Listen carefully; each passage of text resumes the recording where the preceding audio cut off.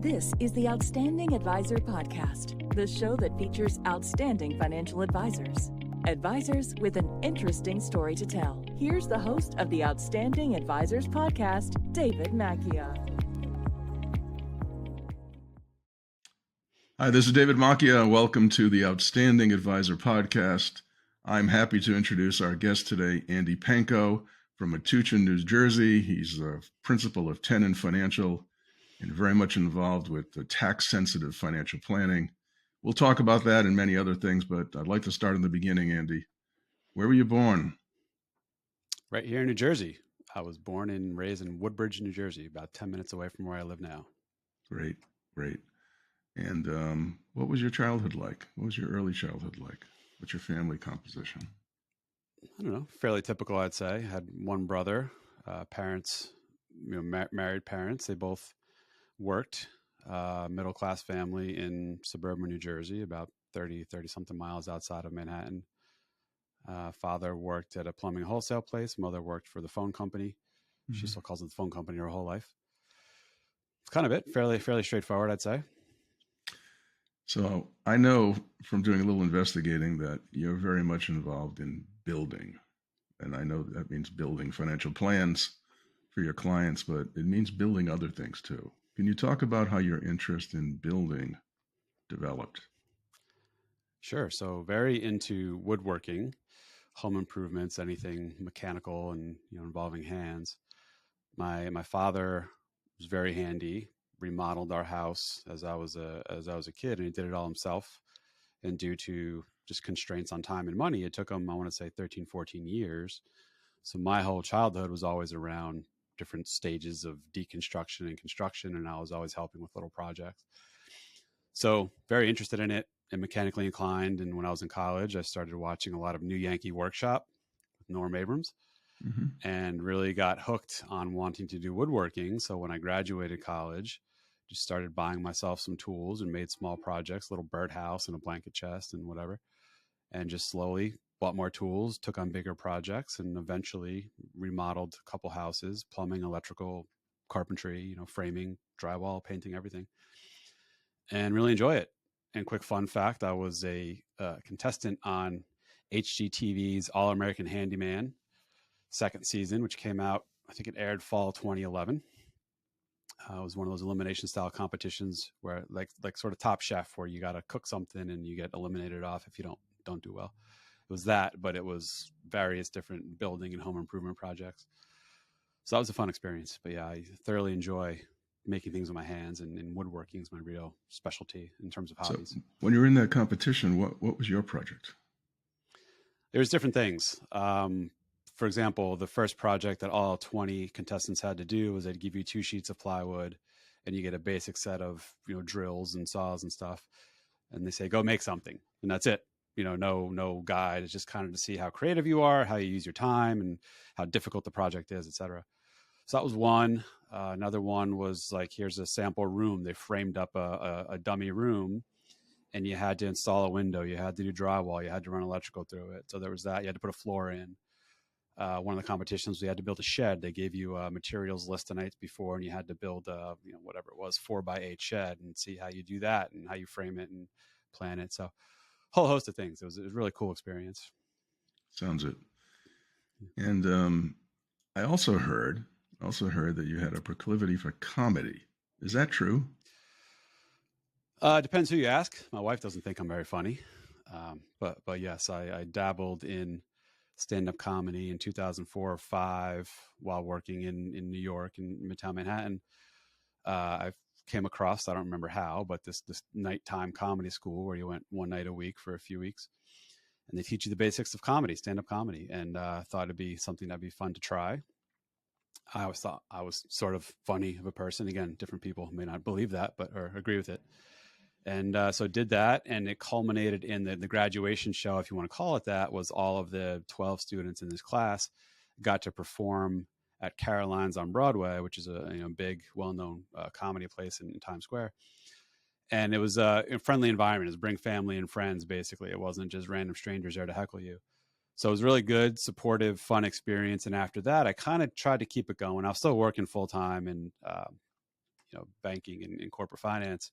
So it wasn't never ever going to be a full-time thing, but I did a handful of kind of glorified open mic shows, new talent shows, basically, a few times at different places in New York. And I don't know, last show I did was maybe 10 years ago, probably. At this point, I just kind of gave up, but fun experience to do at the time.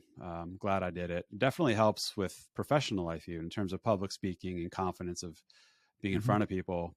The putting yourself through the pressures of getting on stage, trying to make random strangers laugh, really helps build a lot, character and speaking skills and confidence. So all things considered, I'm glad I did it. Do you think you could ever go back? Sure. I don't think I'm good enough to ever make a career out of it. I think I have funny thoughts, funny material, but I have no acting chops. Like, I have a really dry sense of humor. I can make jokes. They're like, wow, yeah, that's funny. But I can't act it out and make it look funny. So I'll never get anywhere with it professionally. I'm well aware of that. Would I do it just for the fun of it? I don't know. Maybe. We'll say. I haven't had any desire to, but if one day the mood strikes me, sure, I wouldn't put it past me. So in your subconscious or semi-conscious mind, as we talk about this, is there a joke that's on the tip of your tongue? There's not.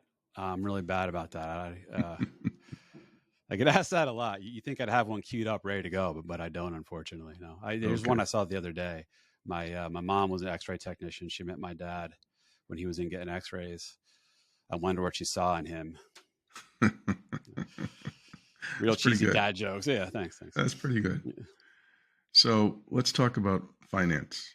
Sure. At some point, you entered the world of finance. How did that happen? What was the motivation there?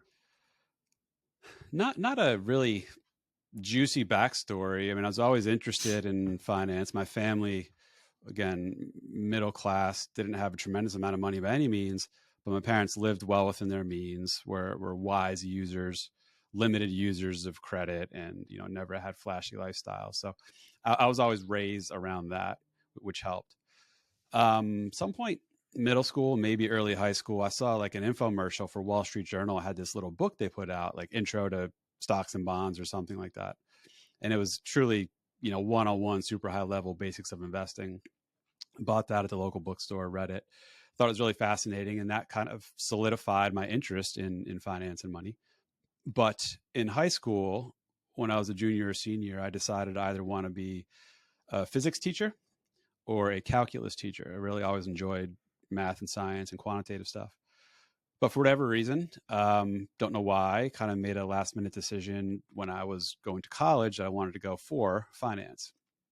And I did. I went to University of Delaware, got an undergraduate degree in finance, a double major in marketing, and just really, really enjoyed it.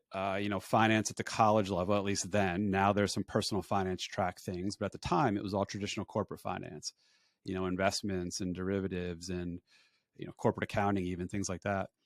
So did that, wanted to be an advisor while in college. I wasn't really sure what that looked like, but wanted to help people make decisions about money was all I knew or all I thought I wanted to do. And this is really sort of a pivotal point that kind of led me down the path I'm on now and has created some of my views about the industry. Was when I was in college, going to job fairs and interviewing at places that were hiring for quote unquote financial advisor roles. It was all wirehouses. I didn't know the term wirehouse at the time, but it was all wirehouses, large asset managers and insurance companies. And it was either 100% commission selling product, or it was gathering assets to charge, percentage of the assets, or at the time, loaded mutual funds were still fairly common. This was late 90s. So it was all, go sell this fund because it's got a 5% upfront load or something. And just got turned off. I just wanted to give advice and help. That wasn't what I thought the industry or what I thought I wanted it to be. So I got kind of disenfranchised and gave up on the advising idea. And ultimately in 2000, when I graduated, stumbled into an actuarial job at, I don't know if I should name names, but a large US insurance company. And so that wasn't sales or advising at all. It was doing valuations and asset liability mismatching of some of their pension products, and stayed there for 4 years. I don't know how far you want to get to the rest of the work history, but stayed there for 4 years, got an MBA while I was working there, and then parlayed that into what the rest of my career was, which was institutional, corporate, and banking. Yeah, I'd like to know about it because I want to take you through the steps that led you into your practice that you're currently involved in. Sure. So, first job out of school was at this big insurer doing pension actuarial work. I wanted to see and do as much as I could. So I was there for 4 years total. In those 4 years, they paid 90% for me to get my MBA. I went to Rutgers Business School. And I kind of put myself in my own rotation at this insurance company. So my second job after the actuarial one was doing the general account, reporting for the general account risk management. It's called Asset Liability and Risk Management Group. Basically pulling together all the assets, all the liabilities of the general account and some of the separate accounts, and reporting on what assets did they hold, what's the duration mismatch, et cetera. Did that for a year. Then I did a securities lending trade support role. So I saw how insurance companies have these big idle portfolios of assets. They squeeze out a little more, P&L by lending them out.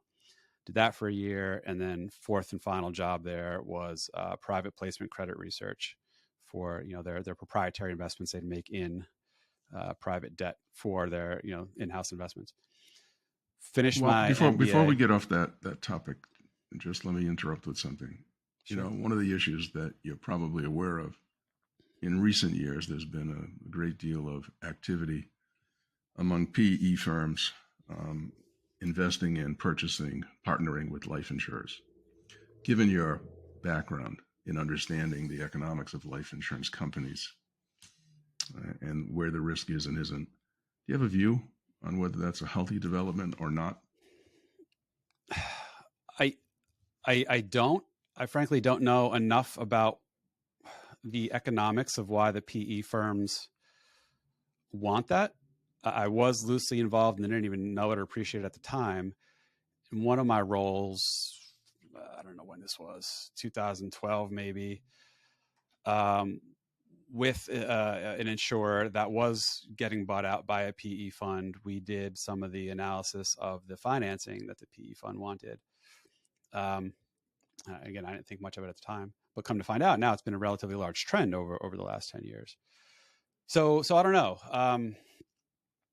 I guess it's a decent source of capital for insurance companies, but private equity firms are known to, I don't want to say be cutthroat, but strip things down, really try to optimize efficiency and P&L to the point that it could be a detriment. And what's to say they won't cut their losses and walk away at some point from an insurance deal gone bad, or at least gone not as good as they thought it would. So I'm not really sure. I know there's rumblings I've read anecdotally from other folks in the industry, know more about this than me, that they are concerned about it. Can't quite put their finger on why, but could see it going wrong at some point. What's your take on it? Well, it's not fully developed, but one of the issues that concerns me is only that these arrangements are fairly opaque. They don't necessarily show up in the insurance company's statutory accounting, and therefore it makes people wonder, where the risk lies. And there's a sort of an incestuous trend toward reinsurers that are part of the family, as opposed to separating the risk out to some other economic entity. So I don't know enough about it, but that's why I wanted to ask you, given your background. Okay. One interesting thing was most of my career in the corporate institutional banking was providing financing to hedge and private equity funds for derivative trades across various products, or even portfolio finance against portfolios of securities. And a few of the hedge funds I covered had, and probably still have, reinsurance entities, because it was a good source of capital. Yeah. And they thought fairly low risk. They would reinsure things like hurricane and natural disasters, and running the stats and the actuarial analysis on it showed it's a pretty stable flow of income for relatively small, relatively isolated events. So they would do that. They'd start a reinsurance entity, invest its assets under its normal hedge fund strategy, be it equity long, short, or merger arbitrage, whatever it may be. And they view that as a good, relatively stable source of capital. So I haven't followed since I left the industry a handful of years ago, so I don't know how that's been turning out, but it was a trend where multiple large hedge funds did have reinsurance entities they set up. Yeah, I think it's accelerated. Okay. So next step, what's in the chronology? Where are you next? Sure. So summer 2004, recently finished my MBA, with that in hand, wanted to see what this can get me. So left the insurance company at the time. There was no requirement or commitment for me to stay a certain length of time after finishing the MBA that they paid 90% for. And came across the job at a large, what was at the time Japan's largest financial institution, banking organization here in New York, but doing counterparty analysis and derivative risk management. Was it Sanwa? It was Mizuho.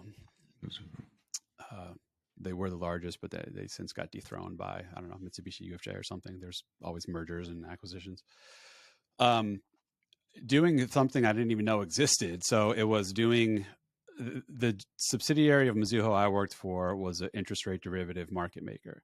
So they did interest rate swaps, fixed and floating. They did FX. They did some credit default swaps, futures, forwards, options on interest rates. I loosely knew what those were at the time. I'd never heard of something called an ISDA. It's the standardized legal contract that governs OTC, over-the-counter derivative transactions. So I became, well-versed in ISDA and the whole concept, the whole world of OTC derivatives, which I never really knew much about. And also focused on counterparty credit. So the banks and brokers that Mizuho dealt with and the hedge funds that they dealt with. So it was kind of a multi-pronged credit risk / market risk role. Did that. And then more or less stayed in that same type of capacity from 2004 all the way through to 2019. Let me interject before we get into the planning. Sure. With all your financial engineering background, does all the financial engineering that goes on worry you? Yes, definitely. And we saw financial engineering blow up in 07, 08 with the creation of CDOs and CDO squared and the whole concept of risk pooling and tranching. And on the surface, it makes sense. You can take a pool of sludge, at least some of that sludge is going to pay you off. So in principle, what's wrong with carving out a portion that you're confident you get paid on and calling it AAA rated, the rest of the stuff, et cetera. So we all know the story. What happened with the mortgage crisis was, well, lots of things, but there's way too generous in considering, X amount of a pool of assets, AAA quality, when in actuality, and there's lots of default to stuff that AAA. So that was all financial engineering and risk sharing, and everyone thought it was miraculous at the time and did make a lot of sense, but we didn't realize how incestuous and intertwined the whole world was, and everyone was just passing off the risk to someone else. We were all collectively holding it. So that definitely was a concern, still is a concern, still goes on. I mean, there's some, not that I agree with overbearing regulation, but there was Wall Street financial services as a whole got way too freewheeling leading up to the financial crisis. Things like AIG, for example, fairly run-of-the-mill, boring retail insurance company had this massive financial product subsidiary that was the insurer to credit default throughout all of Wall Street. And it bit off more than it can chew and needed a bailout. And ultimately, taxpayers made money in that bailout, but whatever. That's an example. It's not just banks. It's not just brokers. Some of the part of the insurance world got a little, off track and did things it probably shouldn't have done, all because of financial engineering and, what we thought were miracles of securitization and OTC derivatives and the whole sort of shadow banking system.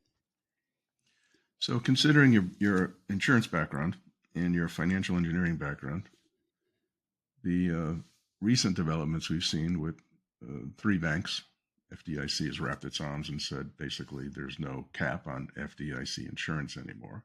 Yeah. Does that worry you? Yes and no. So again, I like to think I'm a capitalist, let the markets do what you're going to do, but within reason. There does need to be support to some extent, certain circumstances. For example, going back to 08, 09, part of me is like, you all got yourself into this mess. You should just burn. And by you, I mean, the big banks and companies that bit off more than they can chew. But at some point, you do have to worry about Wall Street infecting Main Street. If there's contagion, if there's crisis in confidence, if there was 08, 09 was almost literally the financial world as we know it seized up and or collapsed, that wouldn't have been good for everyone, not just the big banks that took on these mortgage-backed securities and finance them, but mom and pop people like you and I. So yes, there needs to be a backstop at some point. At what cost does that backstop come with? Be it more inflation, be it moral hazard that people meaning companies are more willing to do risky things. I don't know. That's a known consequence of things like this, but you have to kind of choose what's the lesser of two evils. So now, present day, Silicon Valley Bank and Signature Bank. Silicon Valley, sure, what we think we know now is that they had this duration mismatch where their assets, long dated treasuries that got crushed in price as interest rates shot up. Once there was rumblings of they had some potential trouble, this is where things got ugly. It was Peter Thiel or someone else basically announced to the world, hey, everyone, get your money out of Silicon Valley Bank, mm-hmm. $42 billion taken out in a day. There's no stopping that. I don't think prior to him making that announcement, they would have had catastrophic issues. Runs on banks are nothing more than sort of self-fulfilling fear-mongering, mm-hmm. right? Once it mm-hmm. starts, it's hard to stop. So not to say it didn't have problems and its balance sheet wasn't questionable, but the fact that it went from seemingly fine to out of business in 2 days, that was nothing more than just people inciting fear and forcing it to go out of business, basically, because of the whole bank run. Yeah. Signature, loosely similar. So, to my knowledge, I don't know it in detail. So anyway, the Fed stepped in and basically said that we're insuring beyond the $250,000 per person FDIC limit. Do I think that's good or bad? Given the circumstances, given we saw how contagion can quickly play out in 08, 09, now granted that's a different set of scenario than it is now, I'm supportive of what they did. Now, I don't want this to be a freewheeling, hey, anyone who wants it gets this unlimited backstop. But I do believe, and we saw it happen quickly, fear running through the markets, people speculating about who's the next bank or even brokerage/bank to fail. And there's news out there about Schwab, because they similarly have some long dated assets on their balance sheet. So I'm supportive of that backstop. They got to rein it in at some point, though. But when it is a crisis in confidence, I almost feel like the only thing that will help is overarching, hand of the government to step in and kind of calm people's nerves. But at what expense? I don't know. Long term will tell us. It's frustrating to people because you make a reasoned argument that the catastrophe will be untenable if you don't step in. But by stepping in all the time, you do create the moral hazard that you mentioned. You do. Now in 08, we printed a lot of money to put liquidity into the system. $7-ish trillion, if I remember correctly. And now we're having a Fed with assets that are unthinkable in size, and we have a national debt that's stratospheric, and interest rates are climbing. Anything about that worry you? Sure. At some level, debt in theory is unsustainable. I've always said this and still feel the same. What's different between the U.S. government, even more so than other countries, but what's different between the U.S. government and a private borrower, private issuer, is the ability to tax and is the current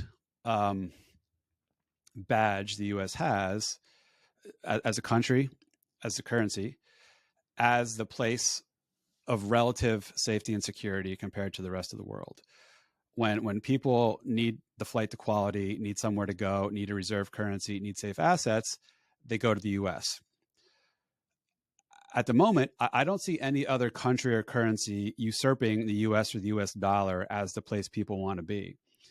Euro currency had a shot with the whole United States and Europe experiment that's slowly unraveling. Mm-hmm. But as we see now, the euro is not coming close to unseating the dollar as the world's reserve currency. China, world's second largest economy. I don't know that they'll get there in our lifetime. I mean, the fact that they're communist alone is going to prevent a lot of the world from buying into that as the world's safe place or reserve currency. The BRICS, the new common currency. Is it BRICS? Whatever the acronym is, it's like Iran and Russia and China and someone else trying to create this basket of currency to be the new world's reserve. Yeah, good luck. Who knows? Maybe I'm gullible, but I don't see that taking over for the same reason, because those are kind of questionable actors. So where I'm going with this is, so long as the U.S. is the world's, and the U.S. dollar is the world's place to be, and this is going to sound stupid, and it pains me to say it, and I realize it sounds stupid, but it's almost like the level of debt doesn't matter. You can just keep printing it as long as there's demand. which there appears to still be. Where it's going to get ugly is if and when the world stops that and gets concerned about the debt service and gets concerned with the idea of you can't just keep printing your way out of this, then the party ends. Now, that would be catastrophic, not just for the U.S., but for the rest of the world. And I think the world knows that. So there's this weird sort of relationship where, like, yeah, the world is paying attention to the U.S.'s debt level, and interest rates that spiked up don't help the debt level. But it's also like, what's the alternative? What are they going to do? So I know people will think a lot less of me because of that, but I don't think I'm that far off in those views. This is counterintuitive to most people because everyone's concerned about the level of the debt. But, I think we're about 135% of GDP. Yeah. Right. And you say that's terrible. That we should have hyperinflation. All these terrible things should be happening. You look at Japan, they're 275% of GDP. And they're struggling to ignite inflation, and they have 0% interest rates. So I think that tells you that when you have your own currency, you almost can create unlimited amount of debt. And yes, right. It's crazy. Now, it sounds nuts, but I think it's true. A friend of mine is the macroeconomist Richard Duncan, and he very much advocates for the United States government spending trillions right now in artificial intelligence and the next generation of biotechnology and all of these emerging technologies, because he's concerned that we're going to slip to number 2 vis-a-vis China, and he contends that whoever controls AI is going to control the world. We can't let us slip back past China or behind China. And so he's not concerned at all about adding, the $7 trillion to the debt. So it's very interesting. But who knows? And none of us know. This is all a big experiment that's unfolding in the grand scheme of, economics and monetary systems. It's a lot more art than it is science. A lot of it's sort of subjective, qualitative, it's good to have theories and formulas and say this is unsustainable because it hit this level. But like you said with Japan and what we're seeing with the US, it doesn't seem to be bothering anyone yet. Now, again, it pains me to say that, and I know it sounds ignorant, but realistically speaking, like you said, I think there almost is an unlimited appetite for the world's reserve currency and what's viewed as the world's safe assets. Yeah, I agree. Okay, so how did we make the transition into a financial planning practice? So after 2004, went into, let's call it Wall Street, big bank, investment bank, commercial bank world. Did that for a while, 10 plus years. Ultimately, I always still had an interest in the personal / retail side of financial services. Did my own financial planning, investing, and et cetera. It wasn't until 2016 where a few confluence of events happened that really, changed my life path and career path here. One was my mother was transitioning toward retirement. She worked with a traditional percent, 1.25% of assets under management advisor, who really just overcomplicated investment management. Had an account where it was like 24 mutual funds and some were 2%, 1% allocations. Like, what's the point? But anyway, she was trying to figure out her Social Security claiming strategy, and she has one of the more complicated ones where she's divorced from my father. She's of an age where she can still do the restricted application, to take just his benefit without her own yet, or his, spousal off of him. And so she was trying to figure out with her financial advisor how to do that, and they weren't sure of the answer, and they were honest about it, which is cool. But so my mom asked me, and I knew nothing about Social Security at the time. I thought it was a forced savings account the government made for us, which is horribly wrong in hindsight. But I helped her dig in and research, and eventually get to the right answer, and learned a ton in that process. And like the light went off. Like, wow, this is what I thought advice giving and financial planning should be. Back when I was a senior in college looking for jobs doing this and didn't know they existed. And so that got me re-engaged and like, okay, let me revisit this advisory industry. Maybe a lot has changed in the 16 years since I last looked at it. Just started fishing around. And so that was one big event, my mom's own personal experience with Social Security.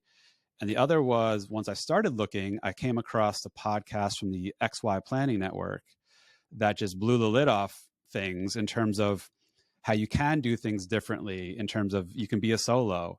You don't have to manage assets. You can charge hourly. You can charge flat fees. It's not just sell products for commission. It's not just gather assets and charge handsomely, 1.5% on them. And so that was it. I was hooked from that point forward. This was 2016-ish. I said to myself, you know what? Let me figure this out, how to do this by myself on my own terms, offer services I want to offer, focus on what I want to focus on, charge how I want to charge, not have to sell products, not have to gather assets to make the livelihood. And along the way, I was also kind of, my professional life, learned a lot, worked with amazing people, saw some really cool things and trades, and learned a ton about the industry, both insurance and investments and risk management. But we just kind of burnt out and didn't want to do it another 20 years between long hours, stressful work, living in central New Jersey, commuting to and from Midtown Manhattan every day, roughly 3 hours of commuting every day. I was like, I don't want to do this. So couple that with now this reignited passion for realizing maybe I can actually get into financial advising on my terms. That's what changed things. So from 2016 onward was a nonstop, laser focused, I'm going to do this. Let me take a few years to learn more about the industry, the regulations, the technical aspects of planning, and the things I want to focus on, best practices, fee structures, get some formal designations and education specific to what I want to do, and also save up money personally while I'm working, because I know once I leave my old world and start this, I'm going to be making zero on day one. Now, thankfully, my wife has a job, so we get some income there. It doesn't cover all our expenses, but income and benefits through her. But still, I know I needed to save up this stockpile of cash, because my assumption was if I make zero income from this thing for over 2 years, I don't want to be touching home equity or tapping the kids 529. So we built up a war chest of cash. And I figure within 2 years' time, I'll know whether or not this advisory thing is ultimately working. If it is, great. If not, worst case, I give up and go back to my day job, in the corporate world. So that was it. It was ultimately 2016. I made that decision. This is what I want to do. I had a 3-year plan sketched out that I would leave Wall Street in 2019. I'd have saved up enough money, get my credentials and be comfortable in what I know and learned. And so 2019 would be when I would quit and start up my advisory practice. And here I am. And you formed an RIA? I formed a registered investment advisor, fee-only RIA. It is truly independent. I'm the owner of the LLC. Up until 2 weeks ago, I was a sole employee. I just hired someone starting March 1st. She's a second advisor. She works virtually out of Massachusetts. I'm here in New Jersey still. Cool. And we focus on retirement planning. We do investment management as part of the service. But the real focus is planning, distribution planning, tax planning wrapped into that. So that's a big differentiator, is a tax aspect of it, focus just on retirement and distribution. And on the investment side, what's different is I charge a flat annual fee that's not tied to investable assets, because I'm fundamentally opposed to the percent of asset model, horribly conflicted and goofy. So flat annual fee, tax focused, and things have worked out much better than expected in terms of the business growing. Cool. And how do you find clients' reception to the idea of a fee as opposed to AUM charge? They seem to like it. Now, the flat fee doesn't work for everyone. So currently the fee is right around $10,000 a year, which, do the math. If someone's got $200,000, they can go to the run of the mill, percent of AUM guy down the street and pay $2 or $3 grand a year. Now, granted, I'm fairly confident they're not getting the same level of service and tax knowledge and expertise that my firm brings, but still they're going to look at me and laugh. Like, I'm not paying this joker 10 grand a year when I can pay 2 or 3 here. And so people with, not that there's a formal asset size requirement, but doing the math, people with noticeably less than $1 million aren't reaching out to me in the first place. Those that do have $1 million plus, it's resonated really, really well with folks, especially once you get, $2 to $5 million. Yeah. I'm doing the same things and more as most advisors, yet the fee is $10,000 versus. So you don't scale up your fee if they have $5 or $10 million. Still the correct. Same fee. I do limit at some point. I draw sort of a line in the sand. If someone's got $10 million in net worth, I pass on them. If someone's got areas of complexity, I don't focus on, like special needs planning, international angles, people with like complicated legal estate structures and all sorts of private investments, pass on that. So it's a fairly typical standard retiree, worked somewhere else, may or may not have a pension, will have Social Security, owns a house, maybe two, kids are usually grown, may or may not have some cash value life insurance or annuities. So fairly standard, typical things where their wants and needs are more or less the same. I have this portfolio. How do I distribute it tax efficiently? How does it dovetail with my Social Security, pension, annuity, other products I might have? Do I keep the second house? Do I sell it? Do I rent it? So I'm doing and focusing on the same things with everyone. And I can say with 100% honesty, whether you got $1 million or $5 million, the asset size has virtually no bearing on the time, the resources, the expertise needed in managing investments and or providing the planning. So why set a fee off that? That's why I said it's horribly conflicted and goofy to do that, but most industry still does. Yep. So let me chat about my favorite subject for a moment, retirement income distribution planning. Sure. You have a client before you with $1.5 million and is charged with now making that, their retirement income to supplement Social Security, but they certainly need that income from that portfolio. How do you think about it? What's your strategy? What's your methodology? What's your default, position in a case like that? Don't have a default. It's really facts and circumstances based on the person's financial circumstances, their own qualitative, emotional things. And here's what I mean by that. So someone's got, $30,000-$40,000 in Social Security, and let's say they live really modestly. Total expenses are $50,000 a year, and they got $1.5 million investable portfolio, and their typical 65-year-old, let's say. So we'll assume a 30-year life expectancy. It's going to be hard to burn through that $1.5 million unless you invest it all in one stock and that stock tanks. Considering their withdrawal above and beyond Social Security is $15,000 a year, inclusive of taxes. So then it's like they don't need, they can be ultra conservative with the investments because they don't need it to grow a lot, or they can be fairly aggressive if they wanted, because even if it does drop substantially, they'll still be okay. This is where now you fold in sort of the qualitative, emotional aspects.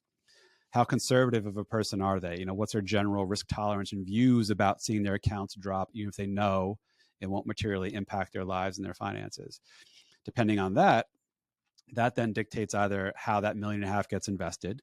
Maybe you park a lot in cash or cash-like products. Maybe it's the typical 60-40 mix.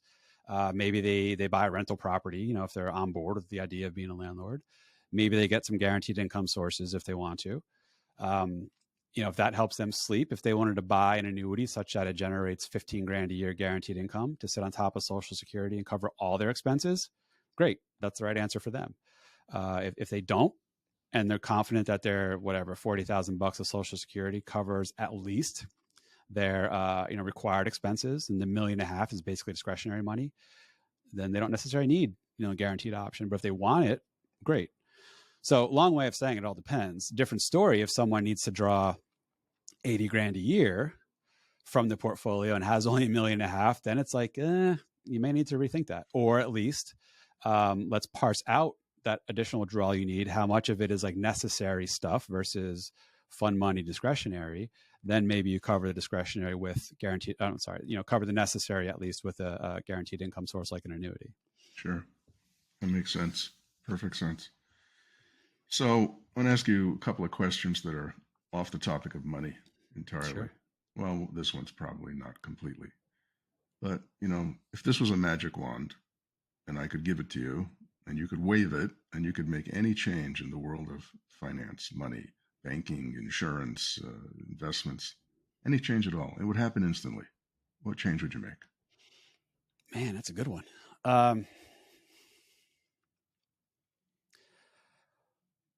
I almost wish there was a standardized single regulatory body and set of requirements for anyone who's in the business of giving any sort of advice, financial advice to people, to individuals. As you know now, there's 3 separate and distinct regulatory bodies, none of which really cover financial planning or advice. They cover their respective product or business. FINRA covers those who sell securities. State insurance boards or commissions cover those who sell insurance products. SEC or the states, depending on asset size, cover those who manage investments. None of those directly cover the general giving of advice or planning.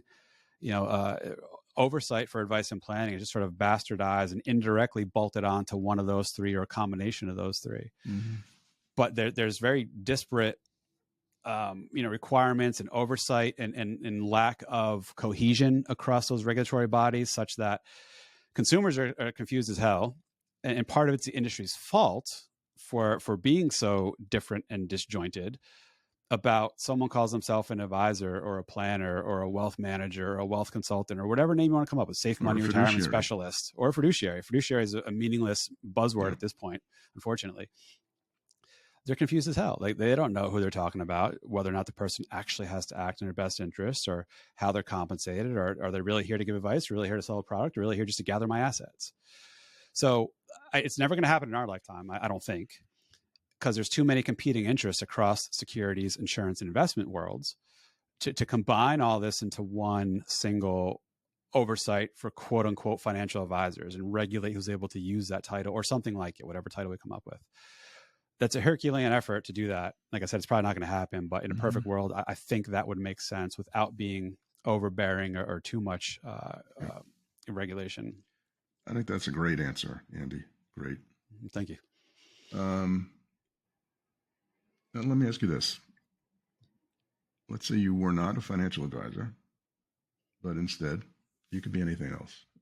A great trumpet player, an actor, a comedian, an astronaut, a nuclear physicist. What would you want to be? Teacher. What kind of teacher? So one, I'm an adjunct teacher at Rutgers University, teaching finance there. That's only a semester by semester thing as they need help and as I'm available. I truly enjoy that. Passionate about teaching, educating, makes me feel like I'm making a difference to explain something to someone and see them get it or feel like they're better because of it.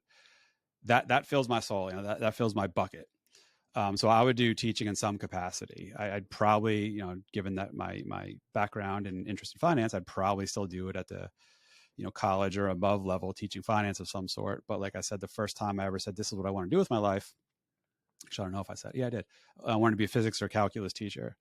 So I wouldn't put it past me to also eventually teach high school at some point in, one of those subjects. Cool. Last question.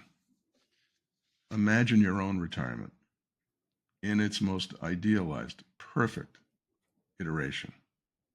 Where are you? What are you doing? I have no idea. I'm 45, so I got a while to figure it out. No, but you have to answer. Put you under pressure here. Do I have to be with my wife or not? Not going there. No, I think we have slightly different views about what we want retirement to be. We've never gotten too into it. So again, it's kind of early to say. It's about you personally. It'd be simple. I like friends. I like social connection. I can see me being in a retirement community environment where you just hang out and drive golf carts to other people's garages to do, happy hour to happy hour any given night. That's all it takes. What makes me happy is just being around friends. Doesn't need to be fancy. Doesn't need to be elaborate. Just hanging out with people I enjoy. Doing things. I like live music. I like coupling live music with cold Miller Lights. Maybe that'll get old at some point, but hanging out. And I don't like the winters anymore. So born and raised in the Northeast, I'm over winter. So I can see me being in a warmer climate. Just living somewhere, hanging out. I can see me doing this financial advising thing well into retirement. I truly enjoy it. It brings me, satisfaction. And it's a job where it can be as much or as little time commitment and involvement as you want. I can see me never actually stopping work. I love being productive and doing things. I can see me slowly, as I age, ramping down, my workload and number of clients, and just kind of slowly riding this thing out until it sort of naturally ends at some point. But I don't see me ever fully stopping work in some capacity because I enjoy it. Well, I mean, in essence, aren't you teaching one by one with your advising? You're teaching. Oh, 100%. I mean, it sounds cheesy and hokey, but I truly have the heart of an educator. Even on my my social content, Facebook, YouTube, podcast, it's all about education. Freely give away all the stuff that's in this big noggin of mine. to make people better. Makes me feel like I'm helping and sharing. And yes, what's been weird, and this is why the business grew so fast, was this policy. And it wasn't a manufacturer policy. This is genuinely me just giving away and helping as much as possible with asking nothing in return. I don't give away answers on Facebook as a part of lead capture, or I don't give away freely downloadable stuff with any sort of give me your name or email. It's just boom, here's my website, retirement planning education. It's all free stuff. Go get it. That selfless, not asking for stuff in return, showing and evidencing what genuinely to help, has been the best sales and business development tool you can possibly have. And it worked out really well because I hate sales in the traditional sense. And so without having to sell, I know I'm selling, but this is just me helping and giving, which is my version of selling that I truly love. And it worked out really well, thankfully. Well, clearly did. And I want to thank you for taking time to be on the podcast. I think you truly are outstanding. And it was a great pleasure to have you, Andy. Wish you all the best going forward. You're going to just go up and up and up to stardom, I think. I love the path you're on. You're doing a great job. Appreciate the opportunity to be on. Thank you very much. Okay. It's my pleasure. All the best. Thank you. You've been listening to the Outstanding Advisor Podcast. If you would like to be featured on the podcast, tell us why you are an outstanding financial advisor with an interesting story to tell.